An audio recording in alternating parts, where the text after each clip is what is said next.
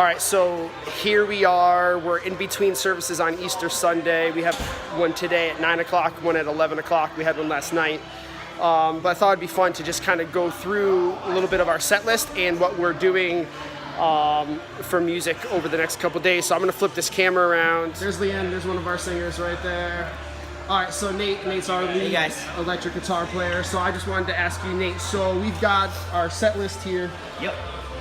This is Amazing Grace, which is a really huge song for us today. So what are you playing on that song, and kind of what pedals are you using? So I'm using pretty much my go-to guitar, my PRS 20th Anniversary Edition Custom 22 from 2005. Pretty much use this as my main rig, or main guitar for most sets. For this Amazing Grace, I tend to stack my overdrives. So I've got a JHS Morning Glory, and my trusted Ibanez TS9 Tube Screamer.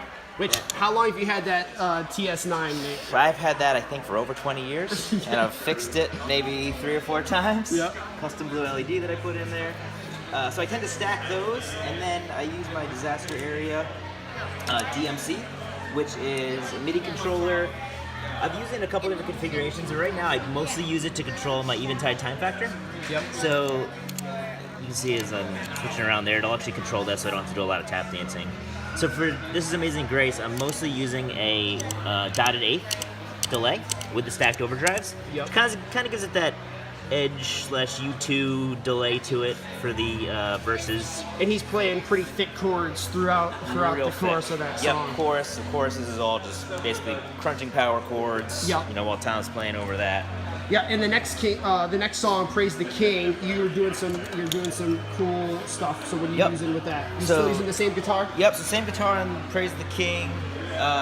This guitar has some interesting wiring options, so I can actually switch my pickups to get more of a Strat-ish sound. It's definitely not a Strat, but has kind of a thinner, brighter feel to it that kind of complements the acoustic guitar pretty nicely.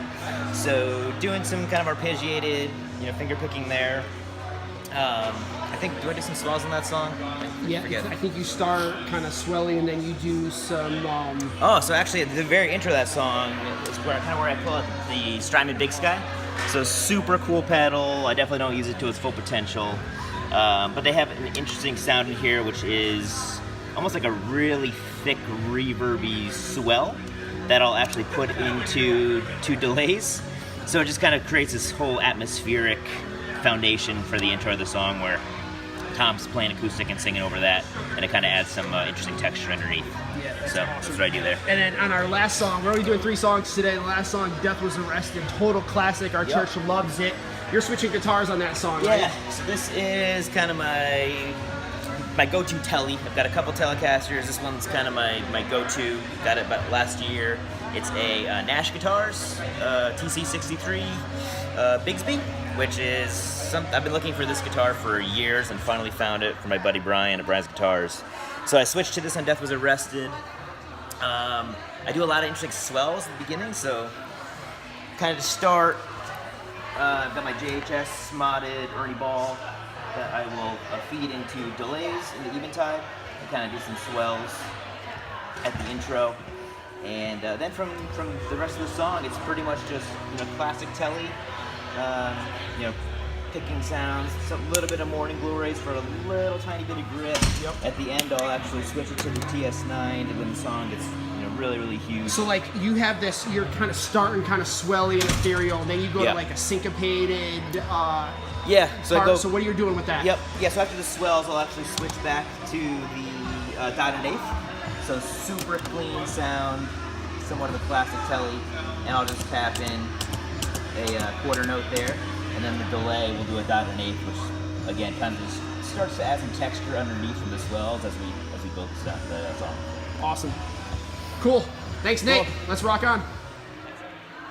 Hey guys, it's Nate Dudek, Hope Church Guitar on Instagram. Here in between Easter services, we're running through our rigs, doing a quick rig rundown. Let me switch the camera here. Real quick, I'm just going to show you what I do. I don't play a lot of electric guitar, but I am today. When the song needs it, we will do that. So I'm playing my 72 reissue Telly. hollow body, semi-hollow, and I'm going into a 65 reissued Fender Twin. So love that because super clean and whatever. When we start the first song, which is really, really big, I'm actually doing lots of swell stuff. So I have my Big Sky on. I've got my flashback that I'm using. Actually, I'm using 2 delays, my flashback and the ARP 87. And my compressor, my Deep 6 compressor from Walrus Audio is an always on for me, as is my M Drive, which I absolutely love. For this, I actually pushed the gain on my M Drive, which I usually have it set lower, but I wanted a little more grit with my swells. And then, so once I do that, we kick it into full on, and I'm playing a lead line. So then I'm basically using my Soul Food as a clean boost. It's a JHS modified Soul Food.